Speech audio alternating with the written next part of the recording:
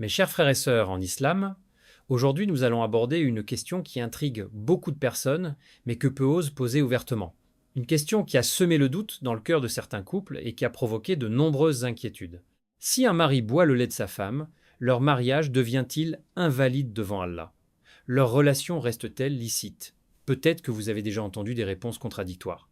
Peut-être qu'une parole entendue sur Internet vous a laissé dans l'incertitude. Mais aujourd'hui, ensemble, nous allons chercher la lumière dans les enseignements authentiques de notre religion. Car Allah ne nous a pas laissés dans la confusion. Il nous a offert une guidance claire afin que nos cœurs vivent dans la sérénité. Comme Allah nous le rappelle, Allah veut pour vous la facilité. Il ne veut pas la difficulté pour vous. Alors ouvrez votre cœur, réfléchissez avec sincérité et découvrons ensemble la sagesse cachée derrière cette question. Mes frères et sœurs en islam, prenez un instant pour réfléchir à cette réalité que nous vivons tous à différentes étapes de notre existence. Combien de fois une parole entendue au hasard, une vidéo regardée rapidement ou un commentaire lu sur Internet a-t-il réussi à semer dans notre cœur une inquiétude qui n'existait pas auparavant? Combien de personnes vivaient dans la tranquillité avant qu'un doute ne vienne s'installer dans leur esprit comme une ombre silencieuse qui grandit jour après jour? Ce qui est étonnant, c'est que le doute ne frappe pas toujours les personnes éloignées de la religion. Très souvent, il s'approche de ceux qui veulent sincèrement plaire à Allah. Il leur souffle des questions, puis des inquiétudes, puis des peurs. Peu à peu, ce qui semblait être une simple interrogation devient une source d'angoisse permanente. Shaitan connaît parfaitement cette faiblesse humaine. Il sait que un croyant qui perd sa sérénité devient plus vulnérable. Voilà pourquoi il cherche souvent à brouiller la frontière entre la vérité et l'incertitude. Mais regardez la miséricorde d'Allah. Notre Seigneur n'a jamais abandonné ses serviteurs au milieu de l'obscurité. Il n'a jamais laissé les croyants sans guidance. Allah dit « Demandez donc aux gens du rappel si vous ne savez pas ». Quelle immense sagesse se cache dans cette parole. Allah ne nous demande pas de tout savoir. Il ne nous demande pas de devenir des savants. Il nous demande simplement de rechercher la vérité auprès de ceux qui la connaissent. N'est-ce pas là une preuve de sa miséricorde? Réfléchissez à cette question. Si Allah a créé les étoiles qui illuminent la nuit, les montagnes qui stabilisent la terre et les océans qui couvrent une grande partie du monde, pensez-vous réellement qu'il laisserait sans réponse une question qui touche au mariage, à la famille et à la tranquillité des croyants? Certainement pas. Le problème n'est souvent pas l'absence de réponse. Le problème est que beaucoup cherchent leur réponse au mauvais endroit. Nous vivons dans une époque où chacun peut prendre la parole. Chacun peut publier une opinion. Chacun peut affirmer quelque chose au nom de l'islam sans posséder la moindre preuve. Et malheureusement, certains musulmans accordent plus de confiance à une vidéo de quelques secondes qu'à des siècles de science islamique. C'est ainsi que naissent les peurs inutiles. C'est ainsi que des couples commencent à s'inquiéter pour leur mariage sans raison valable. C'est ainsi que certains croyants perdent leur paix intérieure alors que Allah leur avait offert une religion fondée sur la facilité et la clarté. Regardez comment le Coran nous invite constamment à réfléchir. Allah dit « Ne médite-t-il donc pas sur le Coran ?» Le croyant n'est pas appelé à vivre dans l'émotion seul. Il est appelé à réfléchir, à comprendre, à rechercher la sagesse derrière les commandements divins.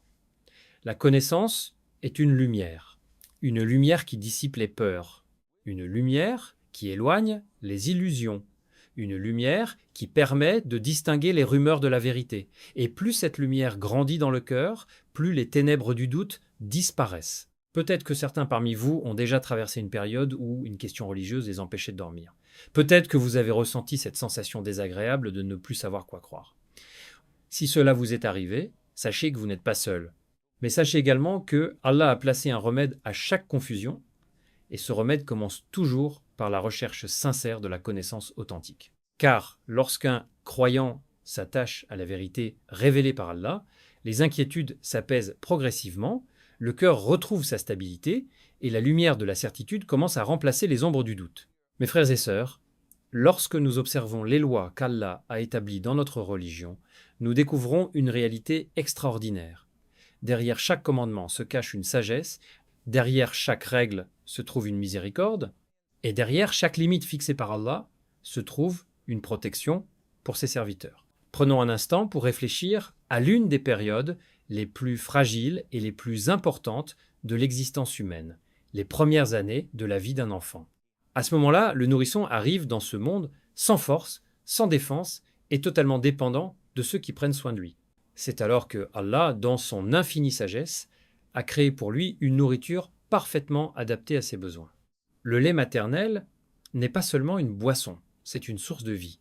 C'est une miséricorde qu'Allah a placée dans le corps de la mère afin de nourrir l'enfant, de renforcer sa croissance et de participer à son développement. Lorsque nous méditons sur cela, nous comprenons que rien dans la création d'Allah n'est laissé au hasard. Allah dit « Nous avons certes créé toute chose avec mesure. Chaque détail possède un objectif précis. Chaque règle possède une raison profonde. » C'est justement pour cette raison que l'islam accorde une importance particulière à l'allaitement durant les premières années de la vie. Durant cette période, le lait contribue directement à la construction du corps de l'enfant. Il participe à sa croissance physique, à son développement et à son bien-être. C'est pourquoi Allah a établi des règles spécifiques concernant la parenté par allaitement. Mais ce qui mérite notre attention aujourd'hui, c'est pas seulement l'existence de ces règles, c'est la précision avec laquelle elles ont été définies. Réfléchissez à cette question. Pourquoi Allah aurait-il fixé des limites claires si chacun pouvait ensuite les modifier selon son opinion personnelle? Voilà une réflexion essentielle. Trop souvent, certaines personnes abordent les questions religieuses avec leurs émotions plutôt qu'avec la science. Elles pensent qu'une règle peut être élargie, réduite ou transformée selon leur compréhension personnelle. Pourtant, la religion d'Allah repose sur la révélation et non sur les suppositions. Lorsque le Créateur fixe une condition, cette condition possède une sagesse que nous comprenons parfois immédiatement et parfois seulement après réflexion. Le croyant sincère ne cherche pas à redessiner les limites fixées par Allah. Il cherche à les comprendre et à les respecter. Et c'est là que réside la beauté de la soumission à Allah. Nous ne suivons pas la religion parce que tout correspond à nos émotions du moment. Nous la suivons parce que nous savons que celui qui l'a révélée possède une science parfaite alors que notre propre connaissance reste limitée. Allah nous rappelle dans le Coran « Alors que vous ne savez que peu de choses ». Quelle parole puissante. Elle nous enseigne l'humilité face à la science divine. Elle nous rappelle que certaines règles existent pour protéger des réalités que nous ne percevons pas toujours immédiatement. Plus le croyant grandit dans sa foi, plus il découvre que les commandements d'Allah sont construits sur l'équilibre. Ils ne sont ni excessifs ni injustes. Ils ne créent pas la confusion mais apportent la clarté. Ils ne cherchent pas à compliquer la vie des croyants mais à la protéger. Lorsque nous observons les lois liées à l'allaitement, nous découvrons justement cette précision remarquable. Tout est organisé selon des critères définis. Tout est fondé sur des principes établis. Rien n'est laissé à l'improvisation ou aux interprétations émotionnelles. Peut-être que certaines personnes pensent que la religion devient plus belle lorsqu'on ajoute ses propres idées aux enseignements révélés. Pourtant, la véritable beauté de l'islam réside dans sa perfection originelle. Elle réside dans cette harmonie extraordinaire entre la justice, la sagesse et la miséricorde. Et lorsque le croyant comprend cela, son cœur se remplit d'une confiance immense envers Allah. Il réalise que chaque règle divine possède un sens, que chaque limite protège un bien, et que chaque commandement participe à l'équilibre que le Seigneur des mondes a voulu pour l'humanité. Mes frères et sœurs, parmi les plus grandes bénédictions qu'Allah accorde à un être humain dans cette vie, il y a le mariage. Ce n'est pas simplement la rencontre de deux personnes. Ce n'est pas uniquement un accord conclu entre un homme et une femme. C'est une alliance que le Seigneur des mondes a honorée, une relation qu'il a entourée de sagesse, de protection et de miséricorde. Regardez autour de vous et réfléchissez. Dans un monde rempli d'épreuves, de responsabilités et d'incertitudes, combien est précieuse cette personne auprès de laquelle vous trouvez le repos après une longue journée? Combien est précieux ce cœur qui partage vos joies, vos peines, vos espoirs et vos difficultés? Allah nous révèle une vérité magnifique lorsqu'il dit « Et parmi ces signes, il a créé de vous, pour vous, des épouses, afin que vous trouviez auprès d'elles la quiétude, et il a mis entre vous affection et miséricorde. » Arrêtons-nous un instant sur ces mots. Allah ne parle pas ici uniquement d'amour, il parle de quiétude, il parle d'affection, il parle de miséricorde. Pourquoi? Parce que le mariage ne repose pas seulement sur les émotions montent et descendent au fil du temps. La véritable force du mariage réside dans quelque chose de plus profond. Elle réside dans cette tranquillité intérieure que Allah place entre deux croyants qui avancent ensemble vers lui. Elle réside dans cette miséricorde qui permet de pardonner les erreurs Elle réside dans cette affection qui continue d'exister même lorsque les difficultés apparaissent. Voilà pourquoi le mariage est considéré comme l'un des plus grands signes de la puissance et de la sagesse d'Allah. Mais malheureusement, beaucoup de personnes oublient cette réalité lorsqu'elles sont confrontées à certaines interrogations religieuses. Elles laissent parfois le doute prendre une place qu'ils ne méritent pas. Elles commencent à craindre que leur mariage soit menacé par des suppositions, des rumeurs ou des paroles sans fondement. Pourtant, réfléchissez sincèrement à cette question. Pensez-vous qu'une institution aussi noble, aussi importante et aussi protégée dans l'islam pourrait être détruite par une simple supposition ou par une opinion non vérifiée? Certainement pas. Les lois d'Allah sont bâties sur la certitude. Elles ne changent pas au gré des émotions humaines. Elles ne reposent pas sur des peurs imaginaires. Elles reposent sur des preuves claires, sur la révélation et sur la justice parfaite du Créateur. Dans la jurisprudence islamique, il existe un principe magnifique que chaque croyant devrait garder dans son cœur. Ce qui est établi avec certitude ne disparaît pas à cause d'un doute. Quelle règle extraordinaire pour protéger la paix intérieure des musulmans. Si votre mariage a été conclu conformément aux enseignements d'Allah, il ne cesse pas d'exister simplement parce qu'une inquiétude traverse votre esprit. Si Allah a permis une relation, cette permission ne disparaît pas à cause de rumeurs ou de suppositions. Regardez la miséricorde d'Allah envers ses serviteurs. Il ne veut pas transformer leur vie en un labyrinthe d'angoisse. Il ne veut pas que les couples vivent dans une peur permanente. Il veut que leur foyer soit des lieux de paix, de stabilité et de confiance. Allah connaît parfaitement la fragilité du cœur humain. Il sait combien l'être humain peut être affecté par le doute lorsqu'il n'est pas guidé par la connaissance. C'est pourquoi il a établi des règles claires afin de préserver les familles et de protéger les relations conjugales. Peut-être qu'aujourd'hui certaines personnes vivent avec des inquiétudes qui pèsent lourdement sur leur cœur. Peut-être qu'elles craignent que leur relation avec leur conjoint ne soit plus aussi solide qu'elles le pensaient. Mais elles doivent se rappeler une vérité essentielle. Allah est celui qui a institué le mariage et il est également celui qui le protège.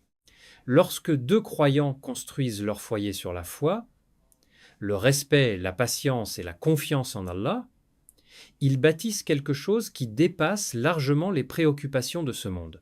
Ils bâtissent une relation qui devient un moyen de se rapprocher du paradis. Voilà pourquoi le croyant ne doit pas nourrir les pensées excessives qui troublent inutilement son cœur. Il doit plutôt nourrir son mariage avec la gratitude, la douceur et la confiance envers celui qui a créé l'amour, la miséricorde et la quiétude comme fondation de cette noble alliance. Mes frères et sœurs, nous vivons dans une époque particulière, une époque où l'information voyage plus vite que jamais auparavant. En quelques secondes seulement, une idée peut traverser les continents. Une opinion peut atteindre des millions de personnes. Une affirmation peut être répétée des milliers de fois jusqu'à donner l'impression qu'elle est vraie. Pourtant, réfléchissez à ceci.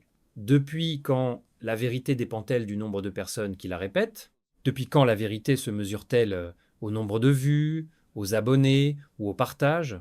Si tel était le cas, les prophètes auraient été suivis par la majorité dès le premier jour de leur mission.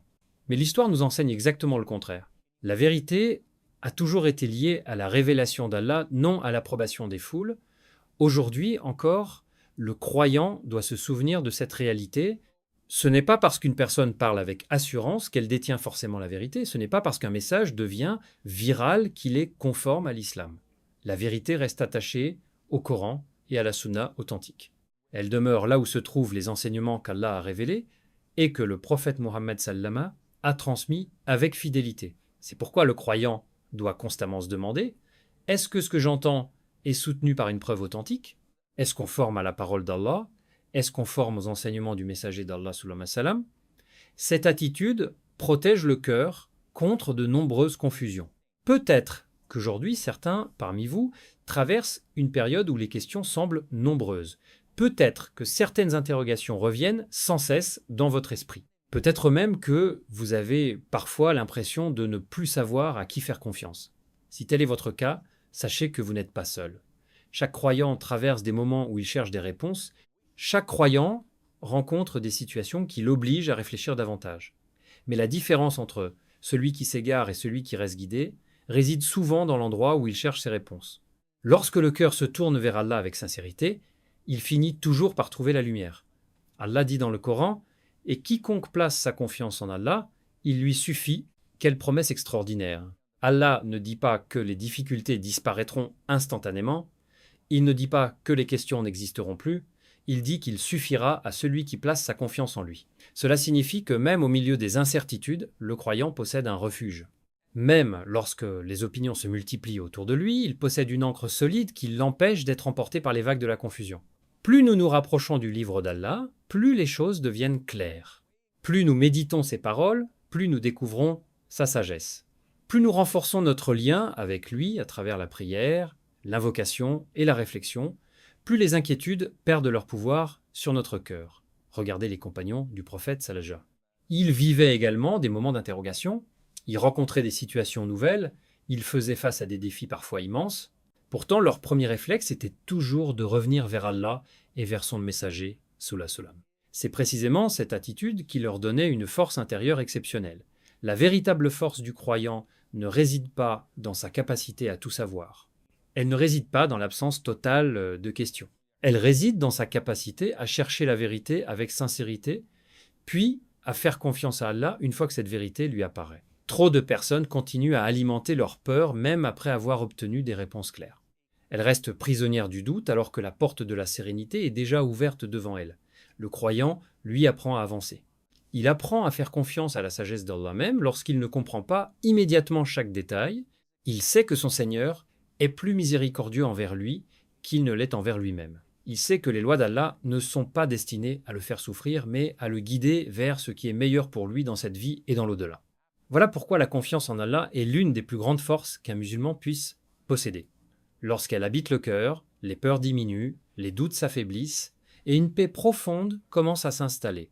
Une paix qui ne dépend pas des circonstances extérieures, mais de la certitude que derrière chaque situation se trouve la sagesse parfaite du Seigneur des mondes. Mes chers frères et sœurs, cette réflexion nous rappelle que la religion d'Allah est bâtie sur la sagesse et non sur la confusion. Lorsque des questions délicates apparaissent dans notre vie, nous devons nous tourner vers la connaissance authentique et non vers les rumeurs. Le mariage est une immense bénédiction qu'Allah a entourée de protection, d'amour et de miséricorde. Ne laissez jamais les doutes injustifiés voler votre tranquillité, rapprochez-vous du Coran, cherchez la compagnie des savants sincères et nourrissez vos foyers avec la foi, le respect et la douceur. Qu'Allah remplisse nos maisons de paix, protège nos couples contre les divisions, augmente notre compréhension de sa religion et nous accorde une fin heureuse dans son obéissance. Ô Allah, guide les musulmans vers la vérité, accorde la sérénité au couple, protège nos familles des épreuves visibles et invisibles, remplis nos cœurs de lumière et fais de nous des serviteurs sincères qui te recherchent avec amour et confiance. Amin.